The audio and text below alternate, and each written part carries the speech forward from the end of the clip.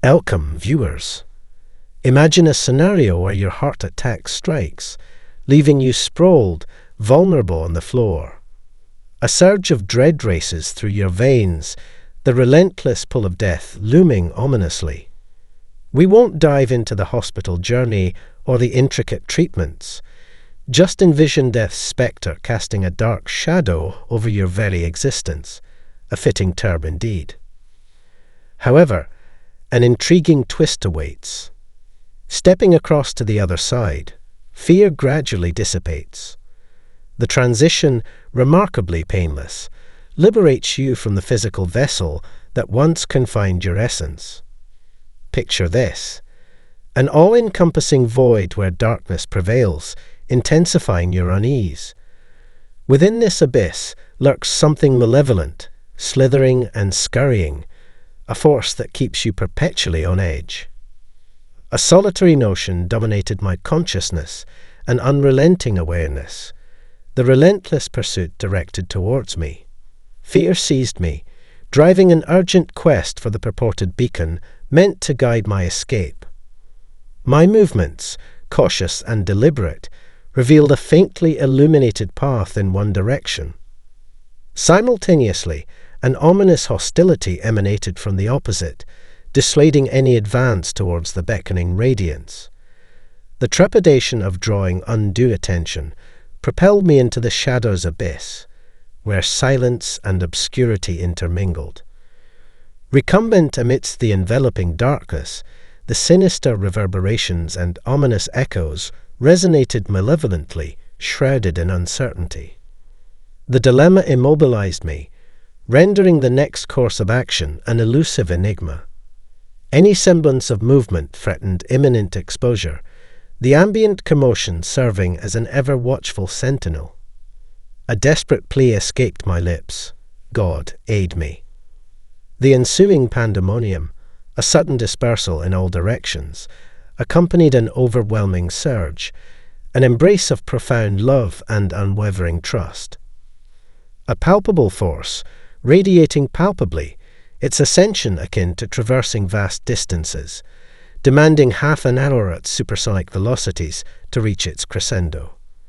Its burgeoning proximity intensified, shrouding me entirely, an ineffable ecstasy transcending linguistic articulation.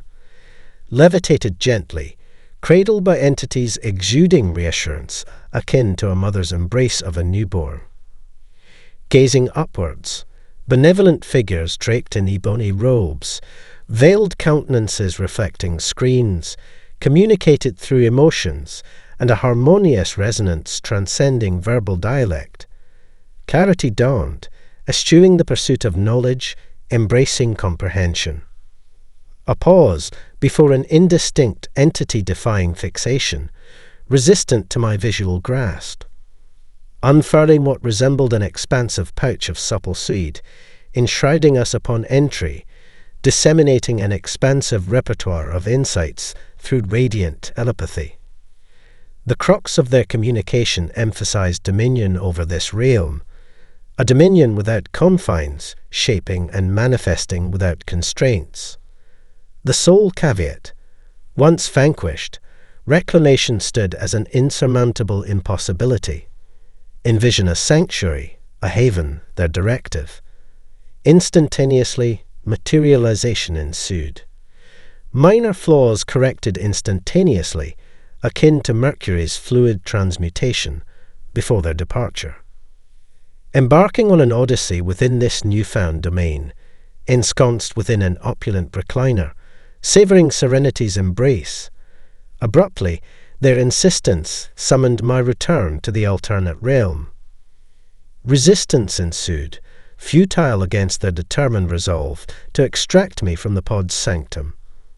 Observing fervently on the journey, their consent extended, yet the splendour defied verbal encapsulation, evading artistic capture. Guided to an obscure vantage, my corporeal form materialized through an opaque veil, its abrupt submersion reinstating its hold. Upon regaining consciousness, my vision was greeted by the familiar contours of my corporeal form, ensnared in an embrace of acute discomfort.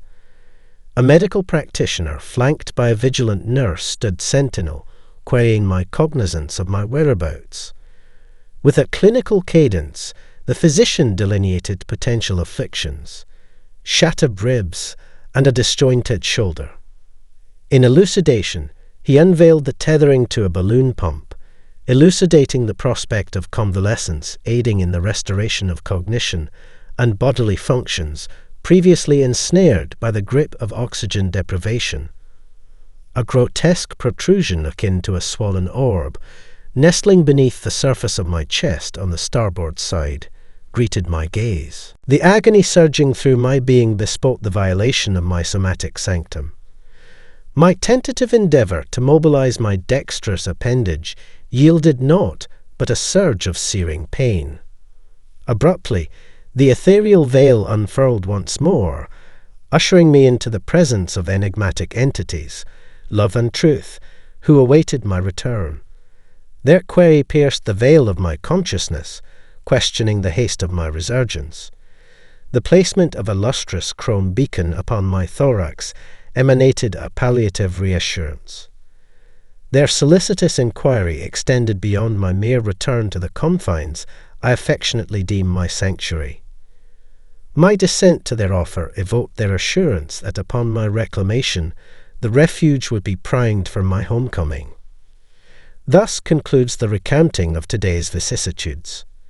Your insights and reflections are always welcomed in the sanctum of the comments below. Until our paths converge again, remain vigilant in your safety, and may blessings continue to grace your journey.